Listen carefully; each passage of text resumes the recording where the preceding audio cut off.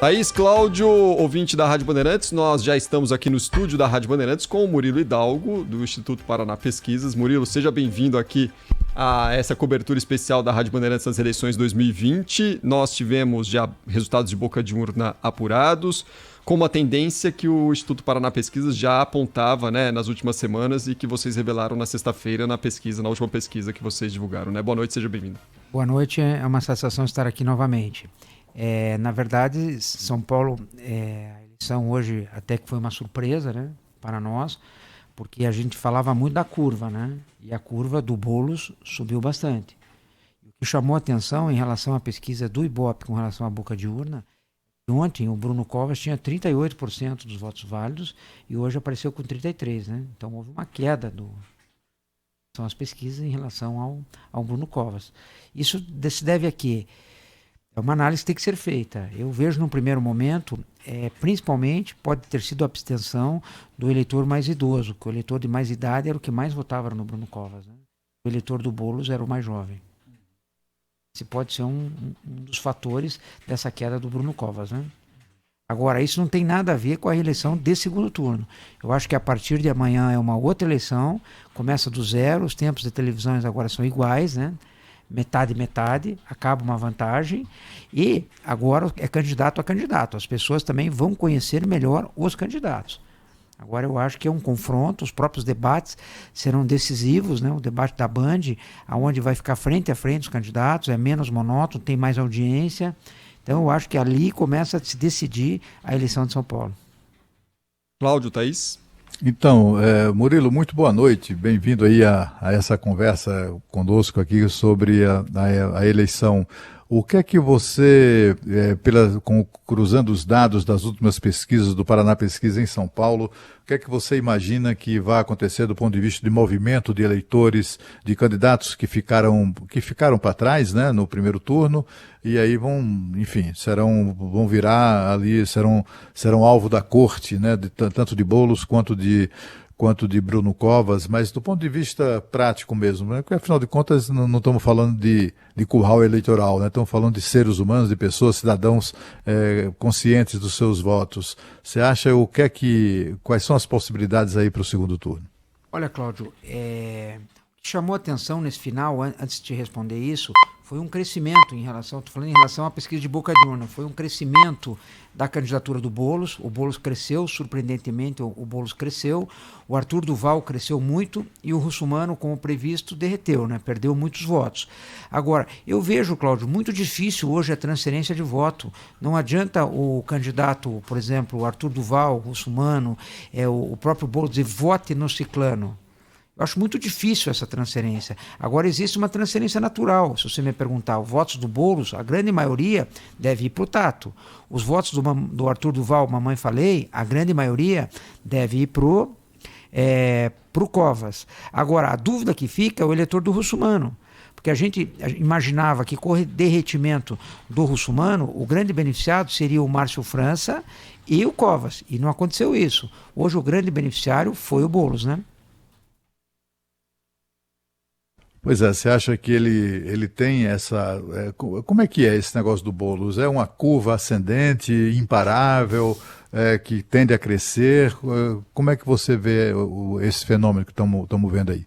Olha, Cláudio, eu acho que as pesquisas da próxima semana, as primeiras que sair, vai mostrar se a curva do Boulos continua ascendente ou ele bateu no teto. Mas hoje o resultado da eleição, o que mais me chamou a atenção, foi o não crescimento do Covas, né?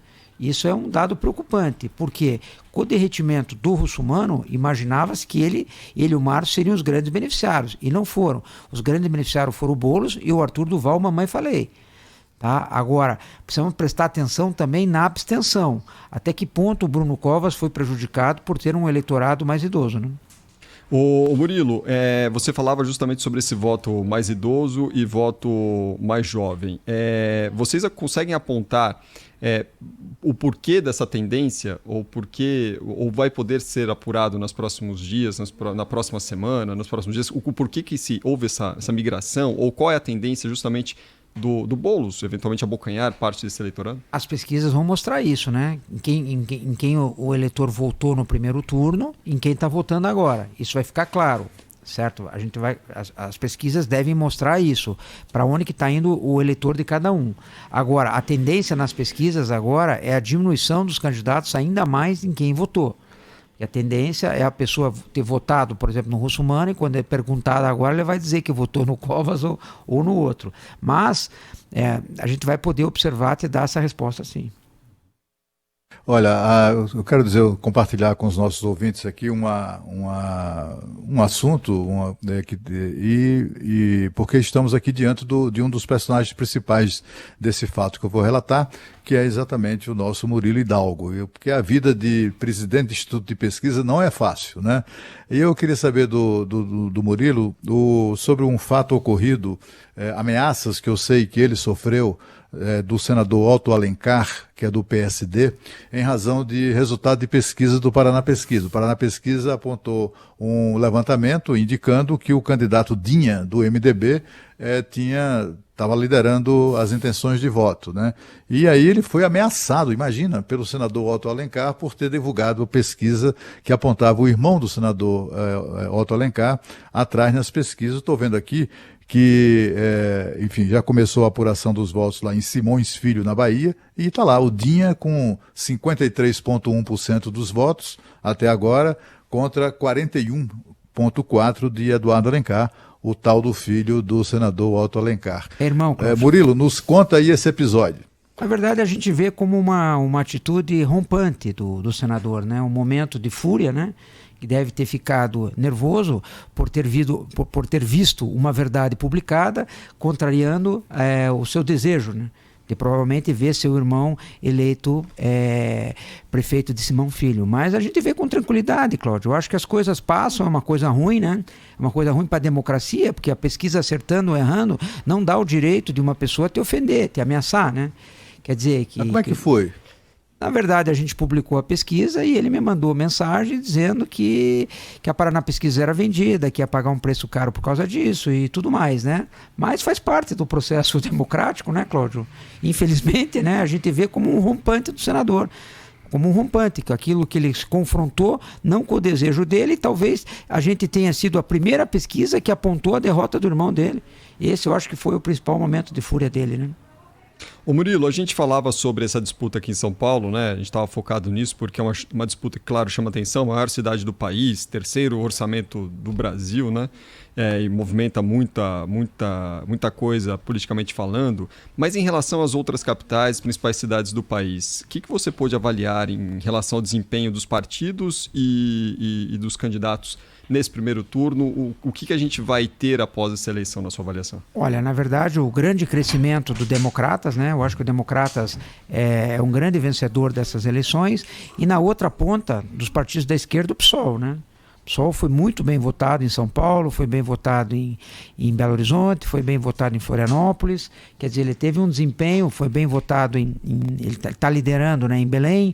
Quer dizer, eu acho que o PSOL, do lado da esquerda, é o partido que mais cresce e do lado do centro-direita, com certeza, o Democratas. Agora, isso não quer dizer nada, absolutamente nada, ao meu ver, em relação à eleição de 2022. A gente pega o próprio exemplo de 4 anos atrás aqui.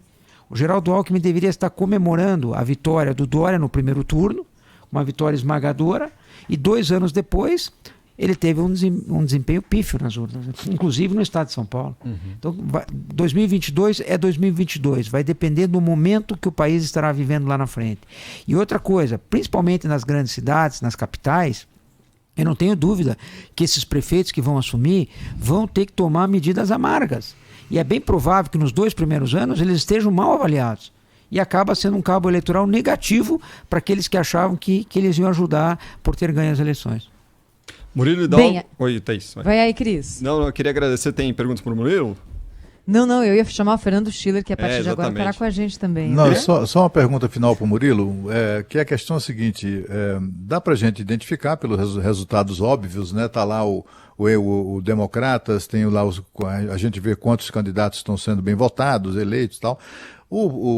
Com relação ao Bolsonaro, como ele está sem partido, rompeu com o PSL, não conseguiu criar o partido Aliança pelo Brasil, né, que ele tentou criar, não sei o que e tal, ainda não dá para verificar agora. Isso tem que ser verificado estado por estado, né? Não dá para verificar agora como ficou o presidente nessa eleição. E Murilo, eu queria saber de você. Ele tá com a maior pinta de que ele também foi um dos derrotados nessa eleição, ou não? Cláudio, se a gente analisar por essa ótica de hoje, eu te diria que ele foi derrotado.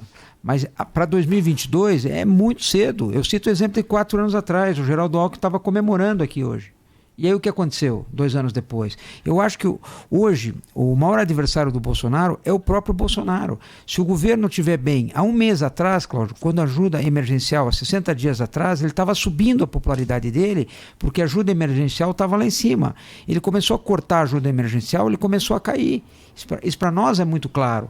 É o bolso do cidadão. Então o que eu vejo? Que o grande adversário do Bolsonaro é ele mesmo. Se ele tiver com um governo super bem avaliado lá na frente, ele é favorito. Se ele tiver mal avaliado, vai ficar muito difícil para ele, Cláudio. Eu acho que assim, essa análise de que ganhou ou perdeu é muito difícil ainda, porque hoje o grande vencedor, por exemplo, Democratas, com quem o Democratas estará em 2022?